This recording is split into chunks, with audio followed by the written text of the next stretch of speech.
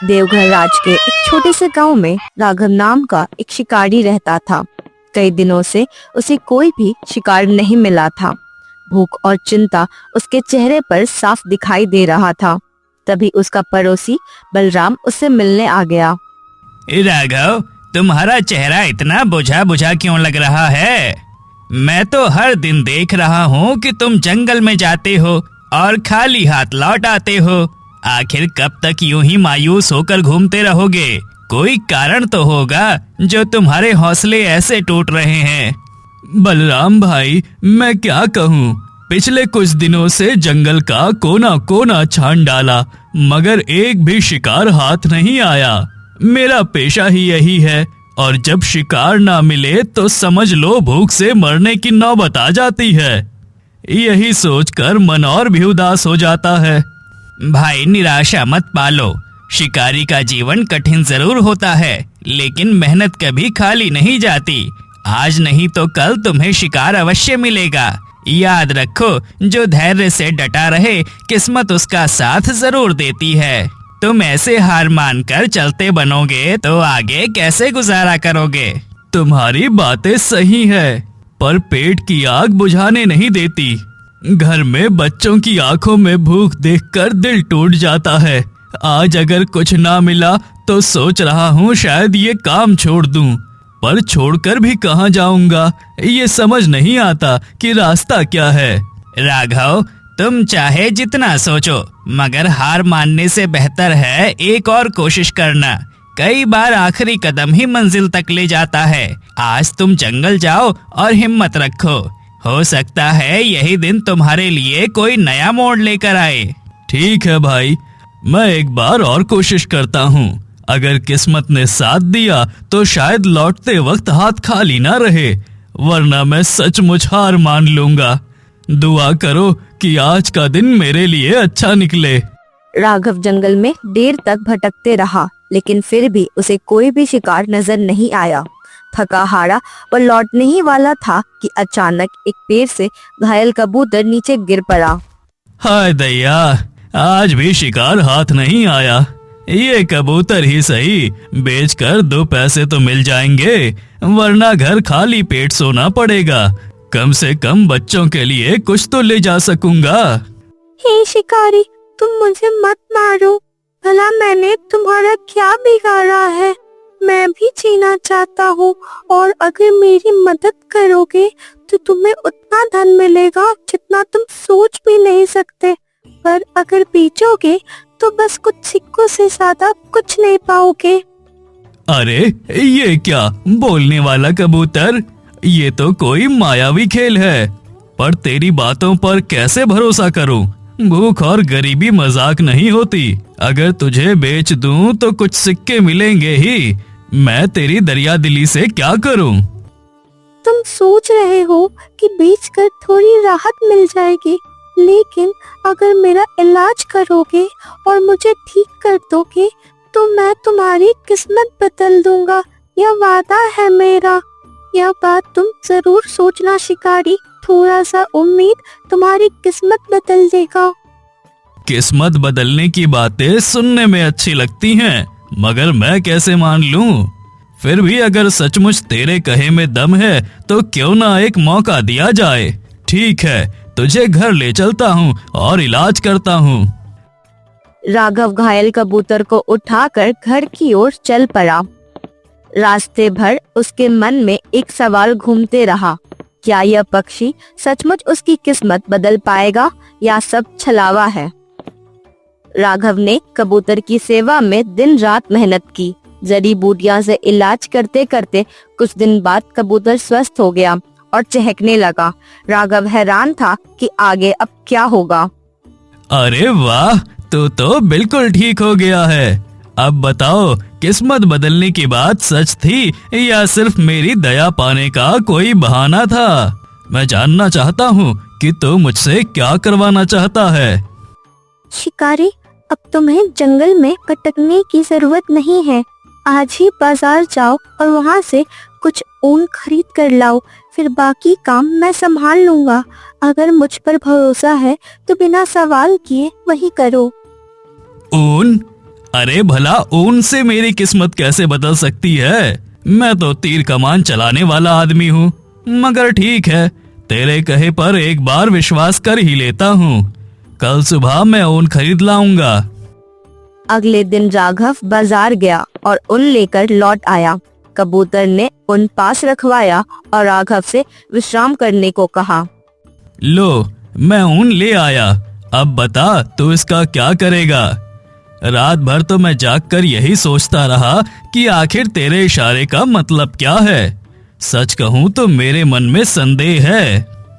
राघव, अभी सवाल मत करो और जाकर विश्राम करो। जब सुबह तुम्हारी आँख खुलेगी तुम्हें अपने सवालों का जवाब मिल जाएगा। याद रखना, धैर्य वही चाबी है जो किस्मत का ताला खोलती है। इसलिए अभी चुपचाप जाकर तुम विश्राम करो। अगली सुबह जब राघव जगा तो उसने देखा उसके सामने एक राजश्री वस्त्र रखा था। यह सब देखकर उसकी आंखें और भी आश्चर्य से फैल गई। अरे ये क्या चमत्कार है! ये ऊन तो कल ही लाया था और अब ये शाही कपड़ा बन गया। ऐसा तो मैंने अपने जीवन में कभी नहीं देखा। सच बताओ कबूतर, ये सब कैसे संभव हुआ? यह वही ऊन है जो तुम लाए थे, बस मैंने इसे रूपांतरित किया है। अब तुम इस वस्त्र को लेकर महल के पास अपने बाजार में लगाना और वहाँ इसका मूल्य मिलेगा और वही तुम्हारी नई शुरुआत होगी। राघव ने वस्त्र बेचकर स्वर्ण मुद्राएं पाई।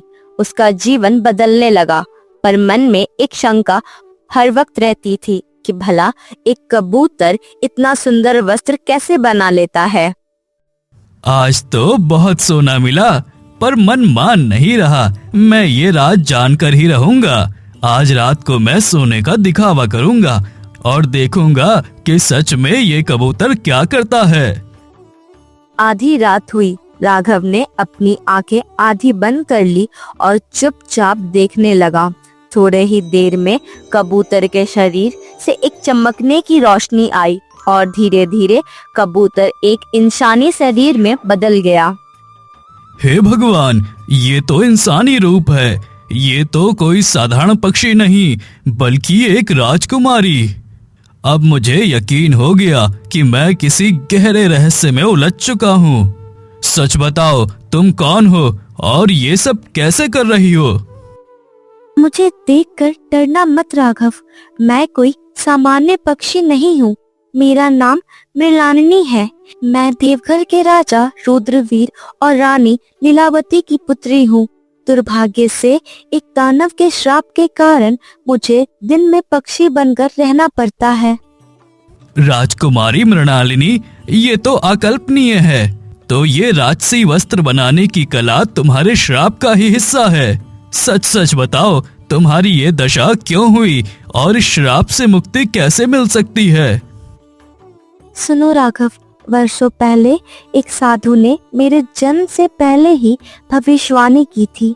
कहा गया था कि मेरे पाँव 15 वर्ष तक धरती को ना छुए, मगर मेरे भाग्य ने साथ ना दिया और एक रात मेरा पाँव जमीन पर पड़ गया।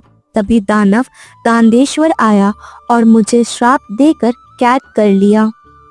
तो क्या तुम्हें कभी इस बंधन से मुक्ति नहीं मिल सकती? क्या तुम्हें सदा यूं ही रात में इंसान और दिन में पक्षी बनकर रहना होगा? ये तो बहुत भयावह जीवन है। उपाय तो है मगर कठिन है। दानदेश्वर का श्राप तभी टूटेगा जब अमावस्या की रात मैं चरकुंड नदी में स्नान करूंगी। तभी मेरा असली रूप स्थायी होगा। लेकिन दानव हर बार आकर इस यज्ञ में जैसे अवसर को नष्ट कर देता है। तो अब मुझे ही तुम्हारी ढाल बनना होगा। मैं उस दानव से लड़ूंगा। अपने जीवन में अनेक शिकार किए हैं। अब समय है कि अपने तीर कमान से किसी निर्दोष की रक्षा करूं। तुम्हें विश्वास करना होगा। राजकुमारी मृणालिनी ने गहरी सांस ली और राघव को अपने जीवन की सबसे भाग्यवह स्मृति सुनानी शुरू की। उसकी आंखों में आंसू की चमक रही थी, मानो अतीत का बोझ अभी भी उसके हृदय को दबा रहा हो। राघव, मेरी कहानी की जड़ें मेरे जन्म से पहले की है। मेरे पिता राजा रुद्रवीर और माता रानी लीलावती संतान सुख से वंचित थे। उन्होंने अनेक यज्ञ, दान और तप करवाए, लेकिन सब व्यर्थ रहा। उनकी चिंता ने पूरे राज्य को बेचैन कर दिया था। हाँ, मैंने सुना है कि संतान की चाह राजाओं को किसी भी हद तक ले जा सकती है। लेकिन फिर तुम्हारा जन्म कैसे हुआ? क्या किसी साधु ने कोई वरदान दिया था? ठीक कहा। एक दिन महल के बाग में एक वृद्ध साधु आए।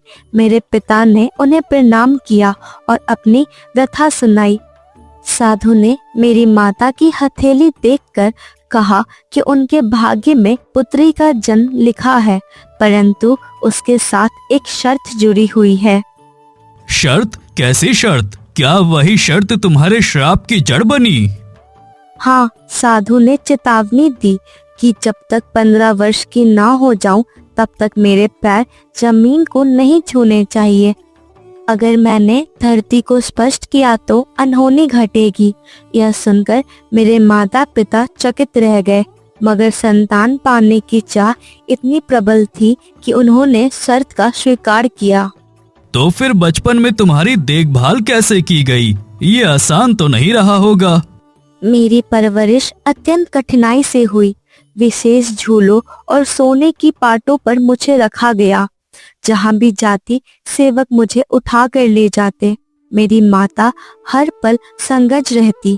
वर्षों तक यह नियम निभाया गया, लेकिन भाग्य को कौन टाल सकता है।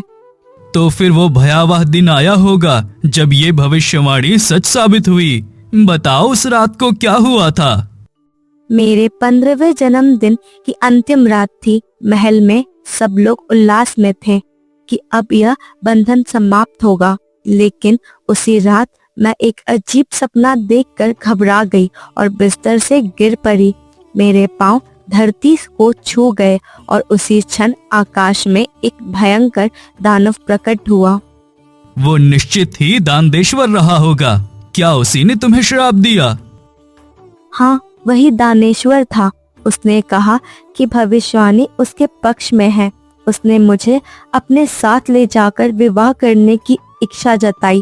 मैंने मना किया तो उसने क्रोधित होकर मुझे श्राप दिया कि मैं एक दिन पक्षी बन जाऊंगी और रात में ही अपने असली रूप में आ सकूंगी।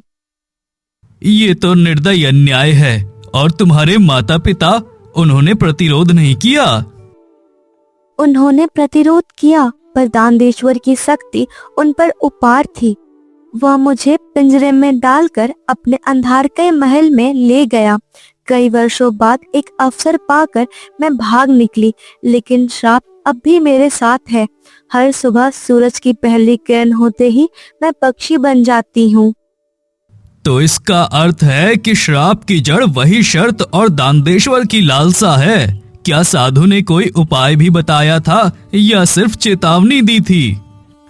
साधु ने संकेत दिया था कि यदि अमावस्या की रात शकुन नदी की स्नान करूंगी तो श्राप टूट सकता है, लेकिन दानदेश्वर हर बार आकर रोकता है। अब तक कोई प्रयास सफल नहीं हो पाया। मृणालिनी, ये सुनकर मेरा मन और दृढ़ हो गया है। अब तुम्हें अकेले उस दानव से नहीं जूझना पड़ेगा। मैं तुम्हारे साथ खड़ा हूँ। चाहे मेरी जान जाए, मैं तुम्हें श्राप से मुक्त करने की कोशिश अवश्य करूंगा। राघव, तुम्हारी निष्ठा मुझे आशा देती है। मैं बहुत बार निराश हो चुकी हूँ, लेकिन शायद ईश्वर ने तुम्हें इसी उद्देश्य से मेरे जीवन में भेजा है। श्राप की कथा सुनने के बाद राघव ने ठान लिया कि अब उसकी जिंदगी का एक ही उद्देश्य है, राजकुमारी मृणालिनी को मुक्ति दिलाना। मृणालिनी, हमें कल सूर्योदय से पहले निकलना होगा। चंद्रकुंड नदी का रास्ता कठिन है। घना जंगल, ऊंची पहाड़ियां और अजीब साए, मगर मुझे भरोसा है कि साहस हमें मंजिल तक ले जाएगा। मैं जानती हूँ यह यात्रा आसान नहीं होगी। जीवन भर श्राप का बोझ ढोया है, लेकिन अगर तुम्हारा साथ होगा तो मैं हर मुश्किल का सामना करूंगी। सुबह होने से पहले वे दोनों निकल पड़े। जंगल का सन्नाटा डरावना था। हर ओर से एक अजीब सी आवाजें आ रही थी। ये कैसी आवाजें हैं? कहीं दानदेश्वर का साया तो नहीं? मगर घबराना मत, मैं तुम्हारी रक्षा करूंगा। उसका श्राप हर पल मेरा पीछा करता है, मगर अभी हम डर गए तो फिर से वह जीत जाएगा। हमें आगे बढ़ना होगा। चलते चलते वे एक उजड़े गांव पहुंचे। टूटी झोपड़ियां बता रही थी कि लोग आतंक से भाग गए थे। यहाँ कभी जीवन था, अब केवल वीरानी। शायद दानदेश्वर ने ही सब उजाड़ा। श्राप ने सिर्फ मुझे ही नहीं बल्कि पूरी दुनिया को प्रभावित किया है और अब इसे तोड़ना ही मेरा कर्तव्य है। रात गहराई। मृणालिनी पक्षी में बदल गई। राघव ने उसे कंधे पर रखा और फिर चलते गया। तुम्हें इस रूप में देखकर दुख होता है, मगर मैं कसम खाता हूँ जान देकर भी तुम्हें मुक्त करवाऊंगा। तुम्हारी शब्द ही मेरी ढाल है और अब मुझे कोई भय नहीं, केवल विश्वास है। आखिरकार वे दोनों चक्रकुंड नदी के मार्ग पर पहुंचे। अमावस्या की रात उतर चुकी थी। अब घड़ी निर्णायक है। दानदेश्वर हमें रोकने आएगा, तैयार रहो। हाँ, यही क्षण बरसों से प्रतीक्षित थी। चाहे अंधकार कितना भी गहरा हो, एक नई सुबह अवश्य होगी। हवा तेज हो गई, तभी बिजली चमकी और भयानक हंसी गूंजी। दानदेश्वर प्रकट हो गया। तुम सोचते हो ये अनुष्ठान पूरा होगा? मृणालिनी मेरी है। तेरी ये आवाज आज खामोश होगी। निर्दोष पर जो अन्याय किया है उसका अंत यही होगा। शिकारी, मैंने राजाओं को मिटा दिया, तुम्हारा तीर कुछ नहीं। तेरी ताकत झूठ है, सच्चाई और साहस ही अमर है। राघव ने तीर चलाई। दानव घायल होकर दहाड़ा। इंसान होकर भी तूने मुझे चोट पहुंचाई, मगर मत भूल मैं अमर हूँ। राघव, देर मत करो, अब मैं नदी में उतरूंगी। जाओ, मैं अंतिम सांस तक ढाल रहूंगा। घड़ी ने 12 बजाए। मृणालिनी नदी की ओर दौड़ी। दानदेश्वर उसकी ओर लपका। ये नदी तुम्हें बचाएगी नहीं, निगल जाएगी। आज तेरा अंत होगा दानदेश्वर। दानदेश्वर ने कई कोशिश किए और राघव पर वार किया। राघव के शरीर से खून निकल रहा था। शरीर टूट रहा है, पर मृणालिनी अब मत रुको, कूदो नदी में। तुम्हें छोड़ना कठिन है, लेकिन तुम्हारी आंखों का भरोसा मुझे आगे बढ़ा रहा है। तुम्हारा रक्षक अब मौत के द्वार पर है। तुम्हारे लिए मुक्ति नहीं, केवल मेरा अंधकार है। चुप दानव, मेरी जान भले ही चली जाए, पर तेरा आतंक आज समाप्त होगा। आंसुओं की भरी आंखों के साथ मृणालिनी नदी में कूद पड़ी। चारों ओर दिव्य आभा फैल गई। नहीं, ये श्राप नहीं टूट सकता। मृणालिनी नदी के पास आकर कहती है, तेरा समय समाप्त हुआ। यह पवित्र नदी मेरी शक्ति है। हाँ, यही घड़ी है। अब तेरा अंत निश्चित है। अचानक से दानदेश्वर के आसपास रोशनी आ गई और उसे घेर लिया।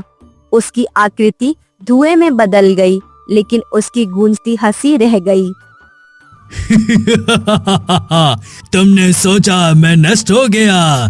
नहीं, मैं लौटूंगा। मेरी परछाई हमेशा तुम्हारा पीछा करेगी। मृणालिनी आज पहली बार निश्चिंत थी, लेकिन उसकी आंखों में अभी भी भय था। राघव को सहारा देकर दोनों महल की ओर चल पड़े। मृणालिनी, श्राप टूटा है, पर मुझे लगता है दानदेश्वर पूरी तरह नष्ट नहीं हुआ। उसकी हंसी अब भी गूंज रही है। हाँ, उसकी परछाई शायद अभी भी मेरे साथ है, पर आज पहली बार दिल हल्का है। चाहे वो लौटे, अब मैं नहीं डरूंगी। राजमहल पहुंचने पर राजा रुद्रवीर और रानी लीलावती अपनी बेटी को देखकर भावुक हो उठे। पूरा दरबार खुशी से गूंज उठा। मृणालिनी, मेरी पुत्री, तू जीवित और स्वतंत्र लौट आई है। हम वर्षों तक इस क्षण का इंतजार करते रहे। राघव, तुमने जो किया वो किसी वीर योद्धा से कम नहीं। तुम्हारा ये उपकार मैं कभी नहीं भूलूंगा। राघव, हमने देवताओं से प्रार्थना की थी कि कोई मेरी बेटी को बचाए। लगता है वह प्रार्थनाएं तुम्हारे रूप में स्वीकार हुई। हमारे पास जो कुछ भी है अब सिर्फ तुम्हारा है। महाराज, महारानी, आपके शब्द ही मेरे लिए सबसे बड़ा पुरस्कार हैं। मैंने ये सब सोने चांदी के लिए नहीं किया। मेरे पापों का बोझ था जिसे हल्का करना चाहता था, और ये कार्य करने का अवसर आपने दिया। दरबारियों ने तालियां बजाई और राघव को सम्मान पूर्वक आसन पर बैठाया। पर उसी क्षण मृणालिनी की आंखों ना जाने क्यों खिड़की की ओर ठिठक गई। बाहर आकाश में एक हल्की सी धुंध घूम रही थी। पिता, माँ, राघव, मुझे नहीं पता पर क्यों मेरा दिल अभी भी पूरी तरह शांत नहीं है, जैसे कोई अदृश्य शक्ति अभी भी हमें देख रहा है। क्या सचमुच सब समाप्त हो गया है? मैं भी यही सोच रहा हूँ। जीत तो मिली है पर अधूरी सी। शायद दानदेश्वर की छाया किसी कोने में अब भी जीवित है। हो सकता है ये सिर्फ शुरुआत हो, अंत नहीं। राजमहल में उत्सव की गूंज धीरे धीरे थम गई। सबको लगा जैसे अंधकार का अंत हो गया हो, मगर रात गहराते ही राघव के मन में अजीब सी बेचैनी उठी। वह महल से निकलकर अपने गांव लौट गया। मैंने सोचा था सब खत्म हो जाएगा, लेकिन मेरे भीतर एक अनजाना डर अब भी जिंदा है। दानदेश्वर की अंतिम हंसी मेरी आत्मा में गूंजती रही। शायद मेरी किस्मत अभी भी पूरी तरह बदली नहीं है। राघव, तुम्हारी आंखों में वही बेचैनी देख रही हूँ। श्राप भले टूट गया हो, पर दानदेश्वर की परछाई शायद अभी भी हमारे चारों ओर मंडरा रही है। कौन जानता है वह कब और रूप लेकर लौट आए। उसी रात राघव अपने कुटिया में लेटा था। अचानक खिड़की से ठंडी हवा आई और एक कबूतर आकर वहां पर बैठ गया। उसकी आंखों में अजीब सी चमक भरी थी, जैसे कोई संदेश छुपा रहा हो। ये कबूतर, क्या ये सामान्य है या किसी और शक्ति का संकेत? अगर ये मृणालिनी की छाया है तो क्यों लौट आई? और अगर दानदेश्वर का रूप है तो क्या जंग अब भी बाकी है? राघव, याद रखना, अंधकार कभी भी पूरी तरह से समाप्त नहीं होता। हर रोशनी के पीछे उसकी परछाई रहती है। शायद हमारी कहानी यहीं खत्म नहीं, बल्कि एक नया अध्याय की शुरुआत है। खिड़की पर बैठे कबूतर की आंखें और भी चमक उठी। राघव ने गहरी सांस ली, मानो किसी अनजाने रहस्य से वह बन चुका था। बाहर का आकाश भी धुंध से भर गया और सब कुछ अनिश्चितता में डूब गया। तो यही सच है, जीत अधूरी थी। शायद कल फिर नई लड़ाई होगी, या फिर ये मेरी कल्पना है। कोई जवाब नहीं, सिर्फ सवाल है। शायद इन्हीं सवालों में हमारी कहानी का असली अंत छिपा है।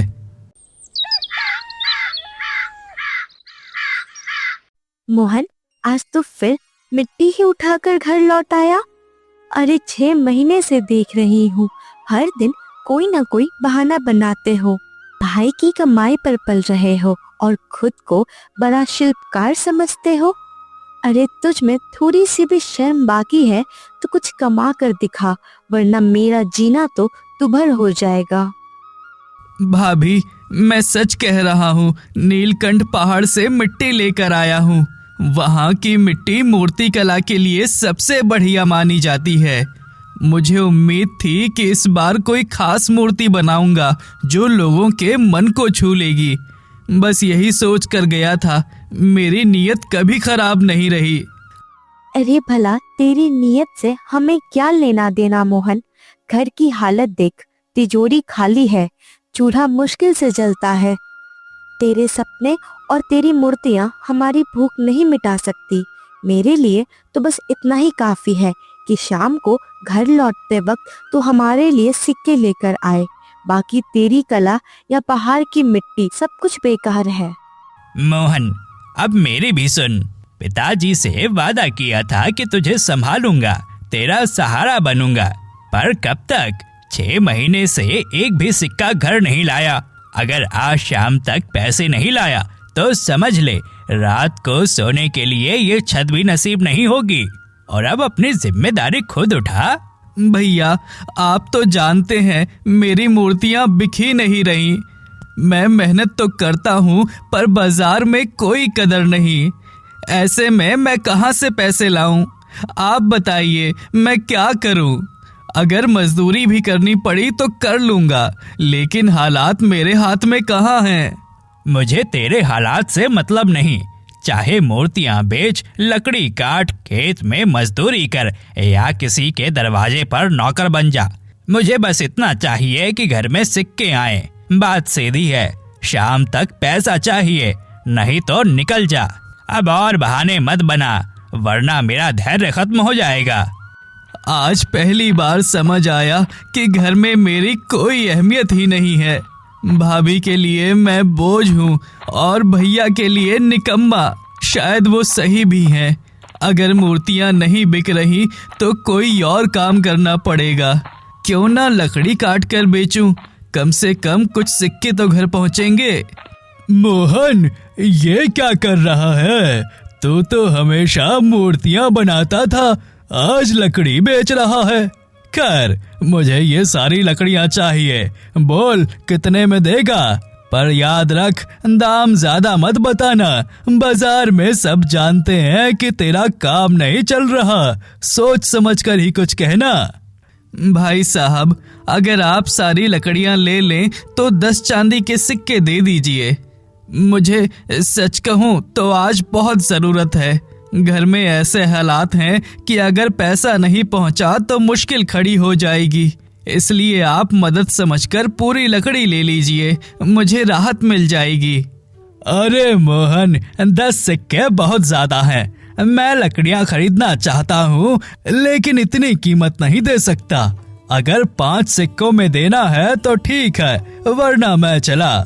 देख, और भी बेचने वाले मिल जाएंगे। तू सोच ले, मोल भाव का वक्त नहीं है, मैं ज्यादा नहीं दूंगा। ठीक है भाई साहब, 5 सिक्के ही दे दीजिए। मुझे भी पता है कि कीमत कम है, पर आज अगर लकड़ी नहीं बिकी तो सच में मुसीबत हो जाएगी। घर से निकाले जाने का डर है। कम से कम ये रकम ले जाऊंगा तो घर में ताने थोड़े कम होंगे। यही सोचकर मान रहा हूँ। भाई, मेरी बात सुनो। मैं पूरे दिन गांव-गांव भटका हूँ, पर कोई मेरा ये तोता खरीदने को तैयार नहीं हुआ। सुबह से शाम हो गई, दर्जनों दरवाजे खटखटाए, पर सबने मना कर दिया। अब तुम ही रहम करो और इसे खरीद लो। सच कहूँ तो ये तोता मेरी किस्मत से जुड़ा है। अरे भाई, मैं तो खुद मुश्किल में हूँ। अभी अभी लकड़ियाँ बेचकर बस 5 सिक्के कमाए हैं और घर ले जाने की सोच रहा हूँ। भैया और भाभी वैसे ही नाराज हैं। अब अगर मैं ये पैसा भी खर्च कर दूं तो क्या जवाब दूंगा? फिर भी बताओ, तुम इसे क्यों बेचना चाहते हो?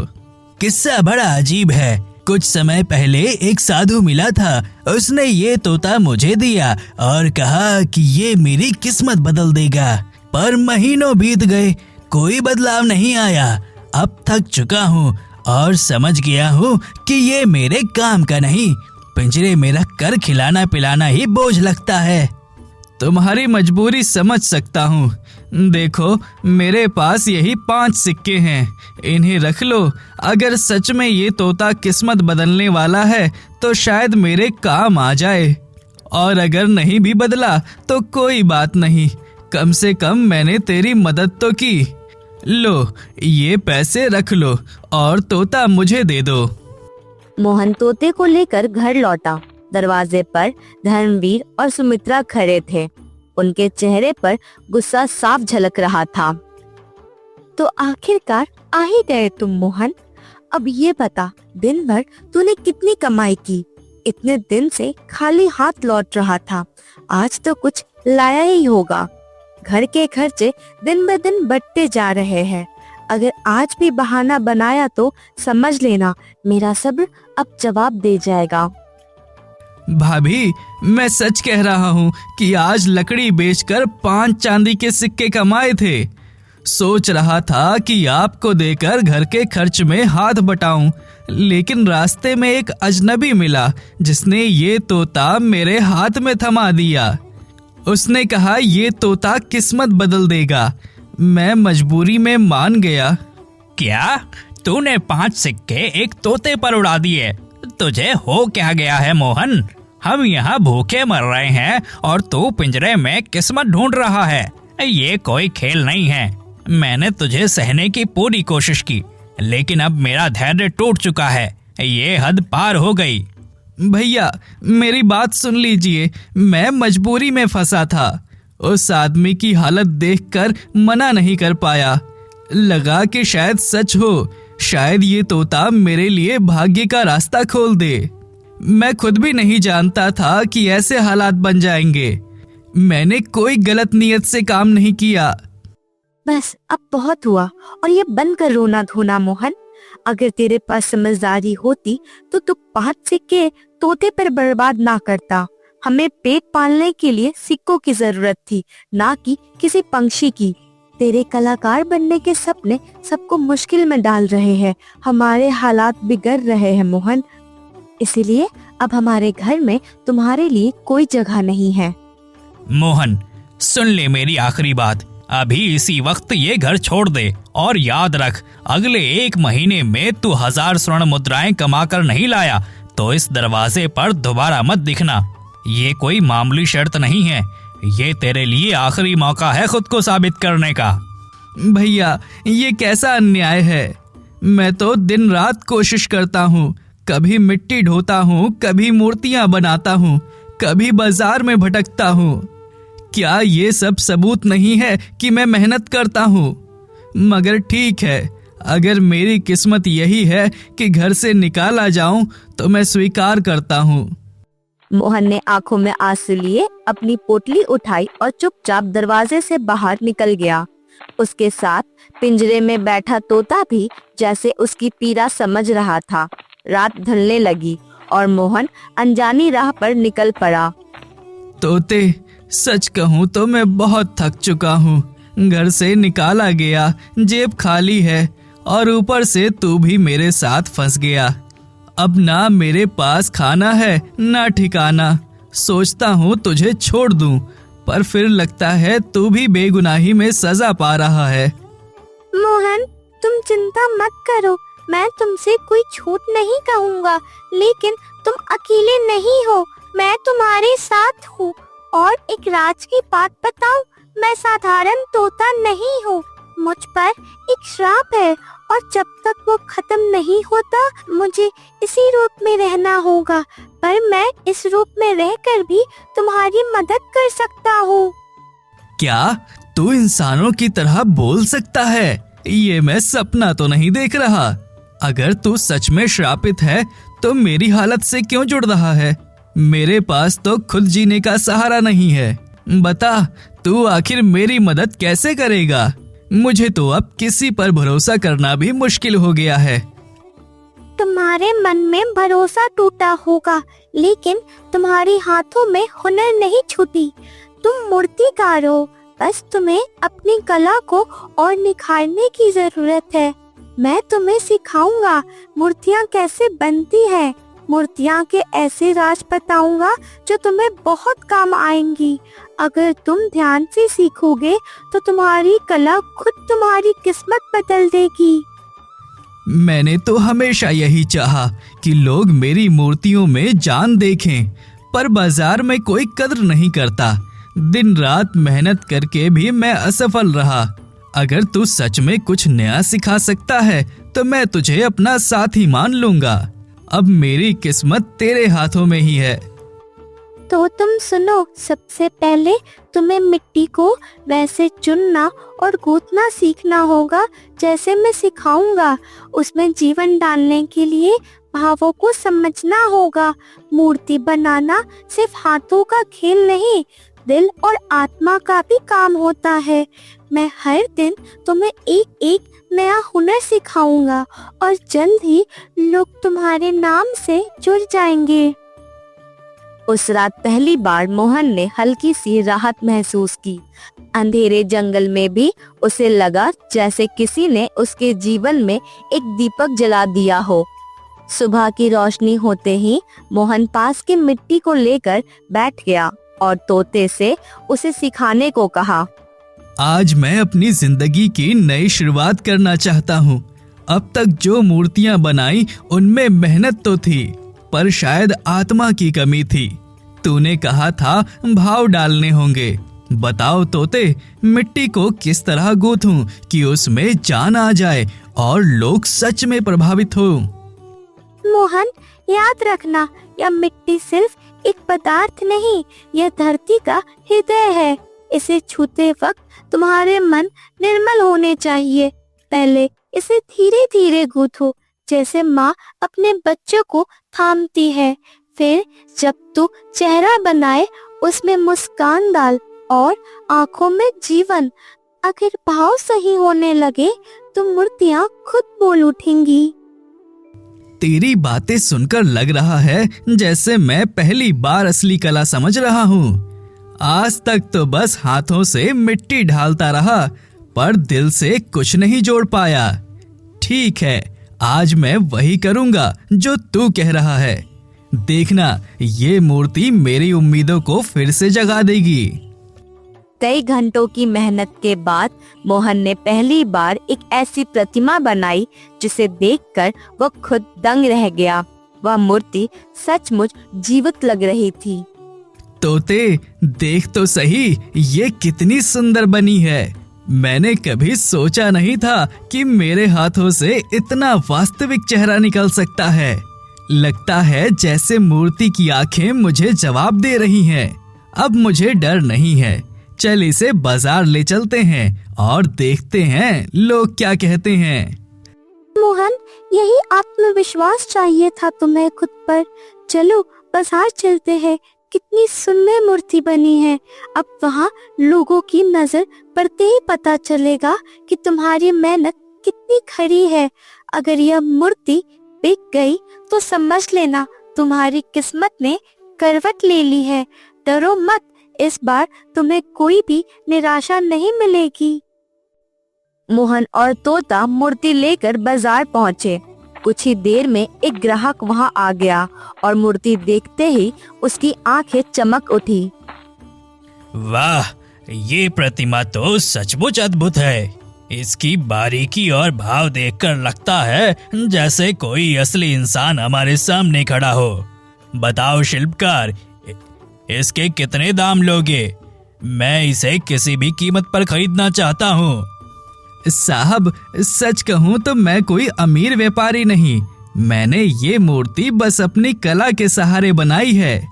अगर आप इसे लेना चाहें तो उचित मूल्य दीजिए। मेरे लिए पैसा उतना जरूरी नहीं है जितना ये देखना कि मेरी कला किसी के मन को छू पाई है। तुम्हारी बातों और तुम्हारी कला दोनों ने मुझे प्रभावित किया। इसके बदले अच्छे सिक्के दूंगा। ये मूर्ति मेरे महल में सजेगी और सबको तुम्हारी प्रतिभा का एहसास कराएगी। लो, ये स्वर्ण मुद्राएं रखो और आगे भी ऐसी प्रतिमाएं बनाते रहो। मोहन ने सिक्के हाथ में लिए और पहली बार उसके चेहरे पर सच्ची मुस्कान लौट आई। बाजार की भीड़ में आज उसे अपनी मेहनत का फल मिला और अपने हुनर की पहचान भी। और फिर कई दिनों तक बाजार में मूर्तियां बिकती रही और मोहन की आमदनी धीरे धीरे बढ़ने लगी। पर उसके मन में अभी भी चिंता थी कि भैया ने जो 1000 स्वर्ण मुद्राएं कमाने की शर्त रखी है, क्या वह संभव है? क्या उसे वह पूरा कर पाएगा? तोते, तेरी दी हुई सीख से मेरी मूर्तियां सचमुच बिक रही हैं। पर सोचो, मैंने इतनी मेहनत के बाद भी बस 30 स्वर्ण मुद्राएं जुटाई हैं। 1 महीना पूरा होने में कुछ ही दिन बचे हैं। क्या इतने में मैं 1000 मुद्राओं तक पहुंच सकता हूँ? लगता है ये असंभव है। मोहन, याद रखो, असंभव सब सिर्फ कमजोर दिल वालों के लिए होता है। अगर तुम्हें मंजिल तक पहुंचना है तो अब साधारण मूर्तियां से आगे बढ़ना होगा। मैं तुम्हें एक ऐसी मूर्ति का विचार दूंगा जिसे देख लोग दंग रह जाएंगे और राजा तक खबर पहुंचेगी। फिर वही तुम्हारी किस्मत बदल लेगी और तुम्हारे जीवन को एक असली मोड़ मिलेगा। राजा तक पहुंचना, ये सुनकर ही मन कांपता है। मैं तो एक साधारण कलाकार हूँ। राज दरबार में कौन मुझे जगा देगा? और अगर राजा ने मेरी मूर्ति पसंद नहीं की तो मेरी सारी मेहनत मिट्टी हो जाएगी। ये सोचकर ही डर लगता है कि कहीं सब बेकार ना हो जाए। डर को छोड़ो और विश्वास को पकड़ो। मैं तुम्हें बताऊंगा कि मूर्ति कैसे बनानी है, उसमें भाव कैसे आएंगे, वस्त्र और आभूषण कैसे दिखेंगे और उसका चेहरा कैसा होगा। यह प्रतिमा किसी साधारण व्यक्ति की नहीं बल्कि राजकुमार जैसी होगी, जिसे देखकर राजा तुम्हें स्वयं बुलाएंगे और इस इनाम में तुम्हें 1000 स्वर्ण मुद्राओं से ज्यादा मिलेगा। अगर तेरे कहे अनुसार मैं ये मूर्ति बना दूं तो शायद मेरी किस्मत सच में बदल सकती है। पर एक शर्त है, मैं धोखा नहीं करना चाहता। मूर्तियों में झूठ नहीं डाल सकता। अगर ये सचमुच कला का सम्मान बढ़ाती है तो मैं तैयार हूँ। तू बताता जा, मैं तेरा हर निर्देश मानूंगा। मोहन, तुम्हारा सबसे बड़ा गुण तुम्हारी सच्चाई और संपन्न है। अब ध्यान से सुनो। इस मूर्ति का चेहरा गंभीर होगा और आंखों में करुणा झलकेगी। वस्त्र शाही होगा पर भाव नर्म, ऐसे लगे जैसे वह राजकुमार सिर्फ राजा का उत्तराधिकारी नहीं बल्कि प्रजा का संरक्षक भी है। और यही प्रतिमा तुम्हारी पहचान बनेगी। मोहन ने रात भर मिट्टी गूंथकर प्रतिमा बनाई। सुबह उसे देख वह खुद दंग रह गया, मानो असली राजकुमार सामने खड़ा हो। कई घंटों की यात्रा के बाद वह उस मूर्ति और तोते के साथ महल पहुंचा। दरबार सजा था। राजा आनंद सिंह सिंहासन पर थे। कौन हो तुम और यहाँ क्यों आए हो? ध्यान रहे, हमारे दरबार में हर किसी को जगह नहीं मिलती। अगर कुछ कहना है तो स्पष्ट कहो, वरना लौट जाओ। महाराज प्रणाम, मैं साधारण मूर्तिकार हूँ। मैंने आपके लिए विशेष प्रतिमा बनाई है। विश्वास है कि इसे देखकर आप मेरी मेहनत की कीमत देंगे। यही मेरी विनती है, एक नजर अवश्य डालें।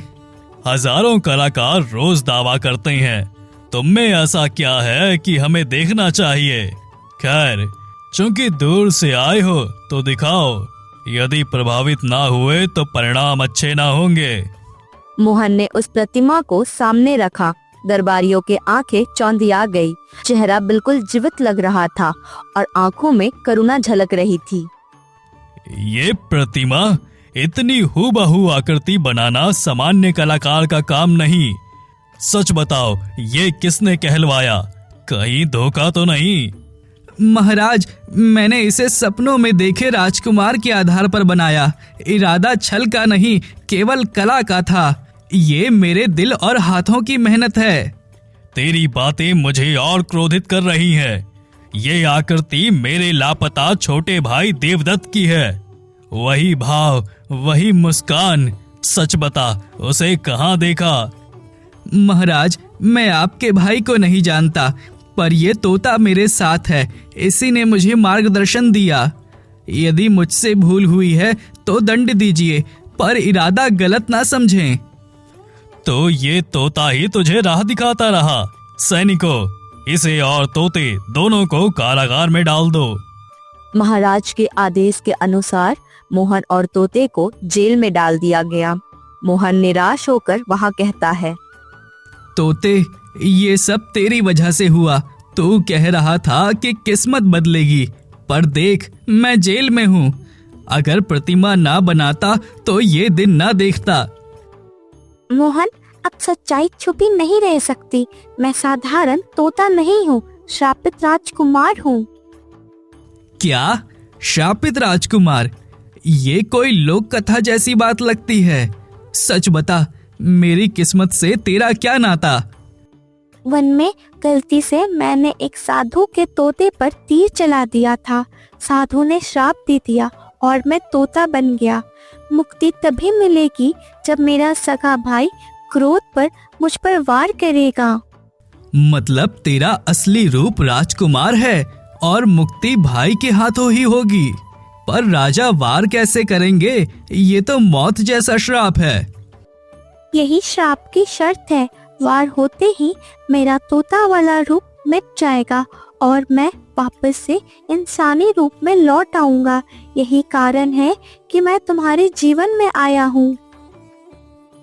अगली सुबह होते ही वापस से मोहन और तोता दरबार में लाए गए।